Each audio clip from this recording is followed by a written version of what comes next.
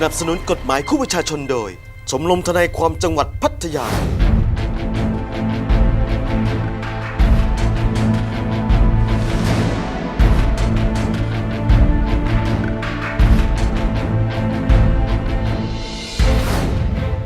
กฎหมายคู่ประชาชนวันนี้นะครับที่ออกอากาศทุกวันเสาร์และก็วันอาทิตย์หลังข่าวอาชญากรรมนะครับคำถามจากชาวบ้านทนายตอบ วันนี้เป็นเรื่องเกี่ยวกับ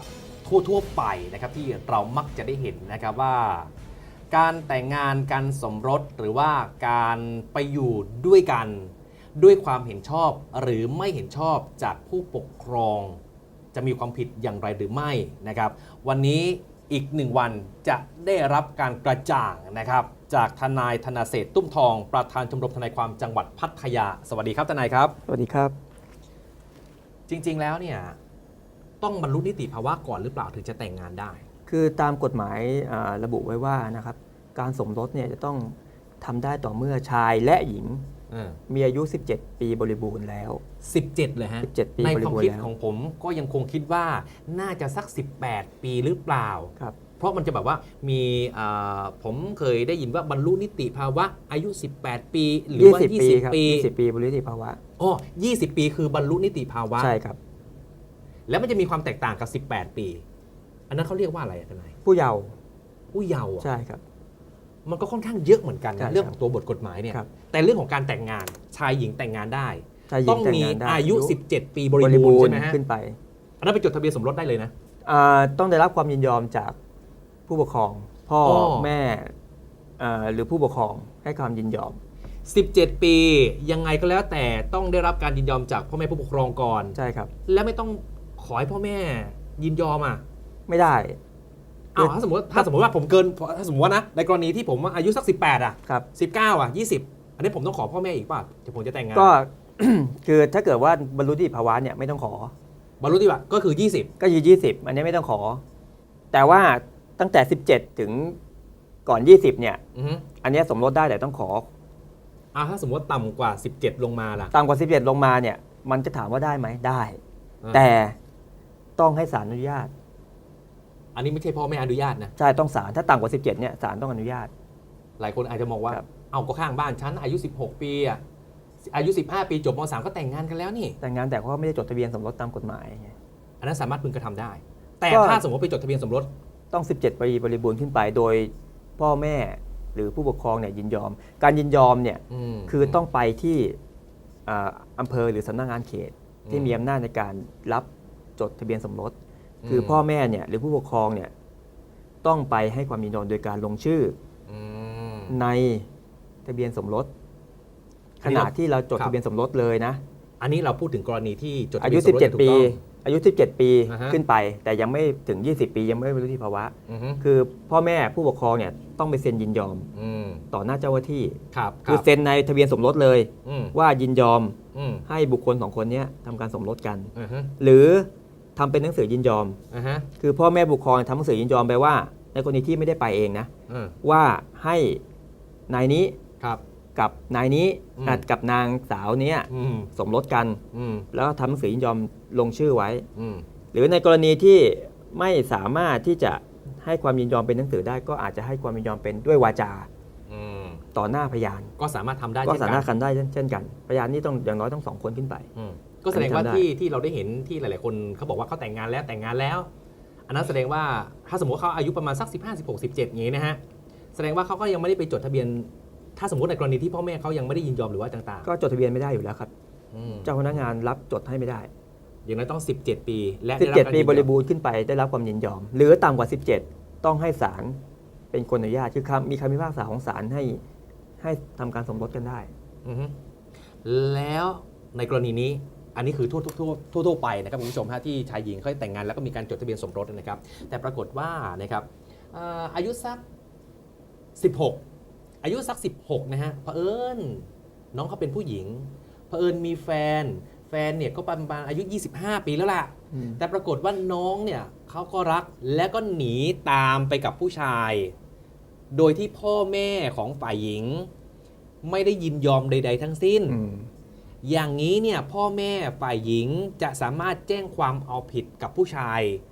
อายุ25ได้ไหม อันนี้เดี๋ยวผมอธิบายว่าอันนี้มันเป็นการพรากผู้เยาว์ อ๋อภาคผู้เยาว์อ่ะ พรากผู้เยาว์ใช่ อันนี้จะมีประมวลกฎหมายอาญามาตรา3-7เนี่ยระบุว่าผู้ใดปราศจากเหตุอันสมควรพรากเด็กอายุไม่เกิน15 ปี ไปจากบิดามารดาผู้ปกครองหรือผู้ดูแล ต้องระวังโทษจำคุกตั้งแต่3 ปีถึง15 ปี และปรับตั้งแต่ 60,000 บาทถึง 300,000 บาท อันนี้คือพราก พรา ผู้ ก เยาว์ เด็กอายุไม่เกิน 15 อันนี้เด็กไม่เกิน 15นี่คือเด็ก ถ้าเด็กอายุไม่เกิน 15 ปีนะครับฝ่ายชายจะอายุเท่าไหร่ก็แล้วแต่ใช่ไหม ใช่เท่าไหร่ก็แล้วแต่ และปรากฏว่านะครับไปทำให้เขารักน้องเขาหลงแล้วก็หนีตามไปพ่อแม่ฝ่ายหญิงไม่ยินยอมไปแจ้งความนี่นะฮะต่ำกว่า 15 ปีถือว่าพรากผู้เยาว์นะโทษก็หนัก อันนี้เป็นพรากเด็กเลยไม่ใช่ผู้เยาว์พรากเด็ก พรากเด็กนะ ใช่ ถ้าต่ำกว่า 15 นะ จะ อันนี้พรากเด็กใช่ไหม ใช่ 3 ปีถึง 15 ปี ใช่ครับ แล้วแต่ดุลพินิจของศาล ครับ 60,000 ถึง 300,000 อันนี้คือจำนวนปรับ ปรับครับคือและปรับนะไม่ใช่ว่าหรือปรับคือโดนปรับด้วยติดคุกด้วย และกับหรือเนี่ย ต่างกัน ต่างกันนะครับ ครับ คุณผู้ชมฮะอันนี้ และปรับ และปรับนะครับจำคุกและก็ปรับใช่ไหม ใช่ครับจำคุกและปรับ โอ้โดนหนักนะ หนัก อย่างนั้นนะต้องระวังให้ดีนะ ก็เดี๋ยวผมอธิบายนิดนึงคำว่าเด็กเนี่ยไม่ได้จำกัดเฉพาะผู้หญิงนะ เนี่ยผมก็เลยจะถามต่อเลย ถ้าสมมติว่าเป็นผู้ชาย เป็น ล่ะ ผู้ชายก็เหมือนกัน ก็คือเด็กเนี่ยหมายถึงทั้งผู้หญิงทั้งผู้ชาย กฎหมายไม่ระบุว่าต้องเด็กผู้หญิง อันเนี้ยกฎหมายระบุเฉพาะว่าเด็ก นั่นแหละ เพราะว่าโดยปกติเนี่ยโดยสังคมส่วนรวมโดยทั่วไปเราก็เห็นว่านะครับส่วนมากผู้หญิงเนี่ยก็จะอายุน้อยที่ ครับ ตามหนีผู้ชายแต่ถ้าสมมติมันย้อนกลับไปล่ะ ถ้าสมมติว่าผู้หญิงเนี่ยเขาอายุอะไรก็แล้วแต่พ้นบรรลุนิติภาวะอะไรก็แล้วแต่เผอิญเนี่ยไปทำให้หนูน้อยเด็กชายเนี่ยกระเตาะหล่อๆหน่อยแต่ว่าอายุต่ำกว่า 15 ปีเนี่ยผู้หญิงก็โดนด้ ก็ วย โดน ใช่ไหม โทษตามมาตรานี้เหมือนกัน เอาละผู้ชายผู้หญิงผู้ชายที่พากันหนีไป ครับ คนที่อายุมากสุดนะฮะที่พาเด็กหรือว่าเยาวชนไปมีความผิด แต่บังเอิญเนี่ยถ้าสมมติว่าเป็นผู้ชายล่ะผู้ชายพาเด็กผู้ชายไป จะยินยอมหรือไม่ยินยอมมีความผิดไหม ผิดเหมือนกันครับ โทษเหมือนกัน โทษเหมือนกันใช้ตัวบทกฎหมายเดียวกัน อย่างที่ผมบอกไปแต่แรกว่าคำว่าเด็กเนี่ยหรือผู้เยาว์เนี่ยเขาไม่จำกัดว่าผู้หญิงหรือผู้ชาย แล้วคำว่าผู้ใดก็ไม่จำกัดว่าผู้หญิงหรือผู้ชาย เพราะฉะนั้นคำว่าผู้ใดก็คือหมายถึงทั้งผู้หญิงผู้ชายคำว่าผู้เยาว์ก็หมายถึงผู้หญิงผู้ชายคำว่าเด็กก็หมายถึงเด็กผู้หญิงเด็กผู้ชาย ไม่จำเป็นต้องผู้ชายผู้หญิงผู้ชายผู้ชายกับ ผู้ ผู้ ชา ชาย ย ผู้หญิงกับผู้หญิง มีโทษเหมือนกันห มี มด โทษเหมือนกันหมดครับ อื ไม่ว่าเด็กจะยินยอม พ่อแม่จะยินยอมผิดเต็มๆตามมาตรานี้ ไม่มีข้อแก้ตัวเรื่องยินยอมเลย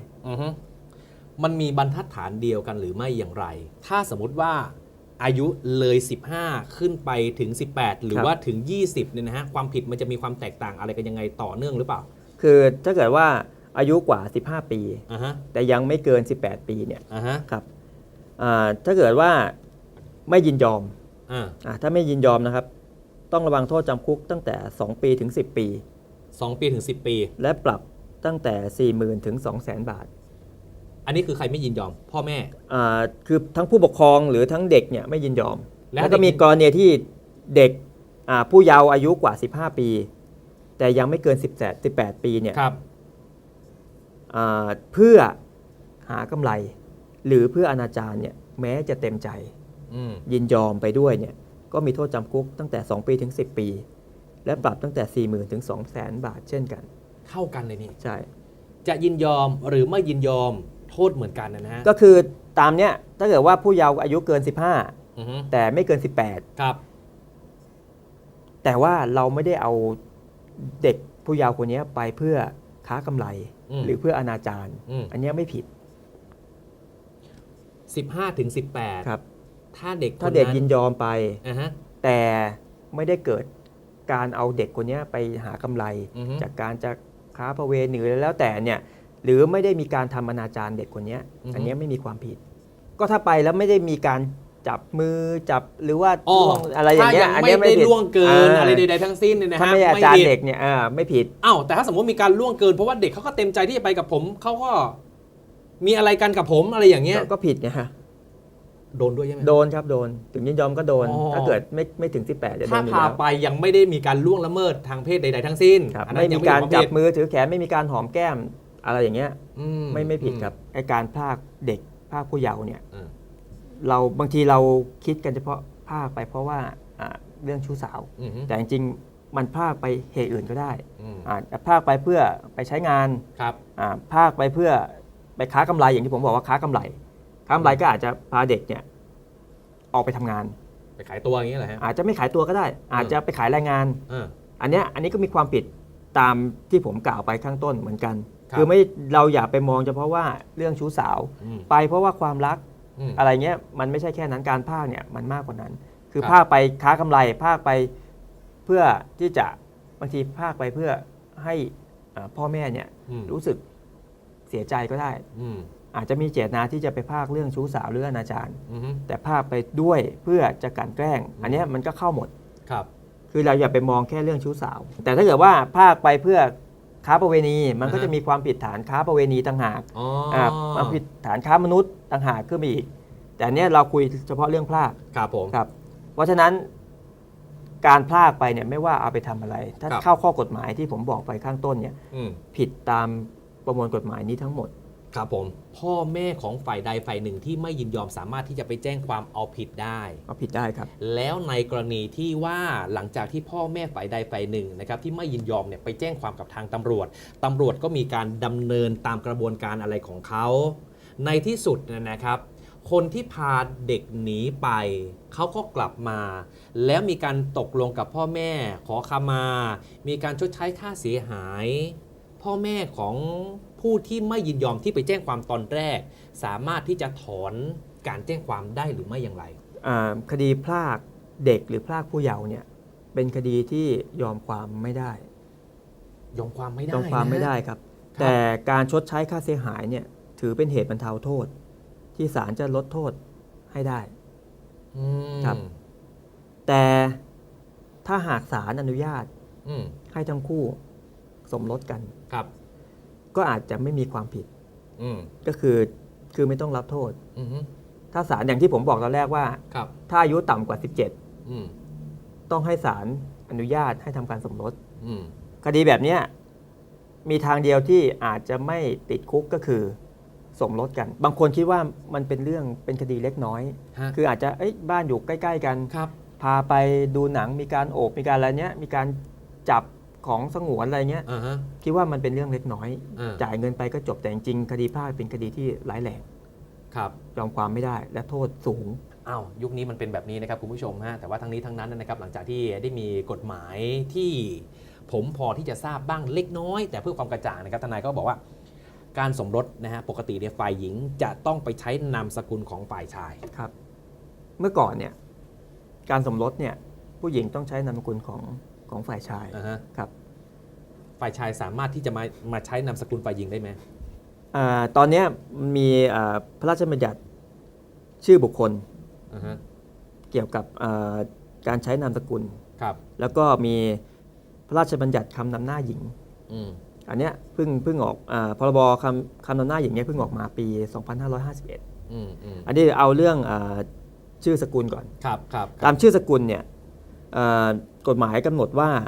คู่สมรสเนี่ยมีสิทธิ์ใช้ชื่อสกุลของฝ่ายใดฝ่ายหนึ่งก็ได้ตามที่ตกลงกันงั้นแสดงว่าผู้ชายก็สามารถใช้นามสกุลฝ่ายหญิงได้ใช่ไหมชายมาใช้นามสกุลฝ่ายหญิงหรือฝ่ายหญิงใช้นามสกุลชายก็ได้แล้วแต่ตกลงกันอาจจะเป็นค่านิยมของเมืองไทยหรือเปล่าที่ฝ่ายหญิงส่วนมากก็จะใช้นามสกุลของฝ่ายชายซะมากกว่าด้วยซ้ำใช่ครับแต่กฎหมายบอกว่าฝ่ายหญิงเนี่ยอาจจะเลือกใช้นามสกุลของตัวเองก็ได้ถึงแม้ว่าจะมีการจดทะเบียนสมรสแล้วก็ตามใช่ครับจะใช้นามสกุลตัวเองไปต่อก็ได้มันเป็นเรื่องดีไหมฮะก็จริงๆเรื่องนี้เรื่องการใช้นามสกุลเนี่ยมันอาจจะเป็นเรื่องดีตรงที่ฝ่ายหญิงเนี่ยอาจจะมาจากนามสกุลที่มีชื่อเสียงอาจจะไม่อยากจะเปลี่ยนไปใช้นามสกุลอื่นอันนี้แล้วแต่ความคิดของแต่ละคนนะครับคือเราไม่สามารถบอกได้ว่ามันดีหรือไม่ดีมันอยู่ที่ว่าคนที่ใช้สิทธิ์ตามพระราชบัญญัติเนี้ยเขารู้สึกว่ามันดีไหมเพราะผมทำไมถามว่าดีไม่ดีก็เพราะว่ามันดีหรือว่าไม่ดีมันจะมีผลพ่วงมาถึงกับบุตรหรือไม่อย่างไรเพราะบุตรเนี่ยพอทนายบอกว่า ฝ่ายหญิงนะครับก็ยังคงที่จะใช้นามสกุลดั้งเดิมของตัวเองอยู่ถึงแม้ว่าจะมีการจดทะเบียนสมรสกับฝ่ายชายแล้วก็ตาม ลูกออกมาบุตรออกมาเนี่ยนะฮะตกลงเนี่ยเขาจะใช้ดุลพินิษแบบไหนที่จะให้ใช้นามสกุลของแม่ หรือว่าใช้นามสกุลของพ่อ เดี๋ยวเรื่องลูกเนี่ยมันมีทั้งลูกที่เกิดจากการสมรสอันนี้เป็นลูกโดยชอบด้วยกฎหมายทั้งพ่อและแม่แต่จะมีลูกนอกสมรสหมายถึงว่าลูกที่เกิดจากพ่อแม่ไม่ได้จดทะเบียนสมรสกันครับอันนี้ก็มี2กรณีเด็กเนี่ยคือตามกฎหมายเนี่ยระบุว่าเด็กที่เกิดจากหญิงที่ไม่ได้สมรสกับชายเนี่ยให้ถือว่าเป็นบุตรโดยชอบด้วยกฎหมายของแม่เด็กที่เกิดจากบิดามารดาที่ไม่ได้สมรสกันเนี่ยจะเป็นบุตรโดยชอบของบิดาก็ต่อเมื่อมีการจดทะเบียนสมรสในภายหลังหรือมีการจดทะเบียนรับรองบุตรอันนี้ถือว่าเป็นบุตรโดยชอบด้วยกฎหมายของบิดาและเมื่อกี้บอกว่าเป็นบุตรโดยชอบของผู้เป็นแม่ในกรณีที่ไม่ได้มีการจดทะเบียนสมรสใช่ลูกก็ต้องใช้นามสกุลของแม่หรือเปล่าคืออย่างนี้เรื่องนามสกุลเนี่ยคือลูกเนี่ยมีสิทธิ์ที่จะใช้ชื่อสกุลของบิดาคือใช้นามสกุลของบิดาเนี่ยลูกจะมีสิทธิ์ไม่จำเป็นว่าจะต้องจดทะเบียนสมรสหรือไม่เพราะฉะนั้นตามกฎหมายไม่ได้บังคับว่าลูกจะต้องใช้นามสกุลพ่อในกรณีที่มีการจดทะเบียนสมรสกันหรือจะต้องใช้นามสกุลแม่โดยที่ในขณะที่พ่อกับแม่ไม่ได้จดทะเบียนสมรสกันคือใช้ได้ทั้งของพ่อหรือของแม่แล้วแต่จะเลือกคือกฎหมายไม่ได้บังคับเลยว่าไม่ได้จดทะเบียนต้องใช้ของแม่จดทะเบียนต้องใช้ของพ่อไม่ใช่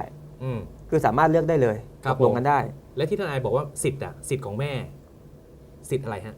คือแม่เนี่ยคือสิทธิตามธรรมชาติอยู่แล้วคือแม่คลอดลูกมาเนี่ยยังไงก็เป็นแม่โดยชอบตามกฎหมายอยู่แล้วชอบด้วยกฎหมายไม่ว่าจะทำอะไรธุรกรรมอะไรต่างๆเกี่ยวกับเด็กแม่จะเป็นคนที่มีสิทธิ์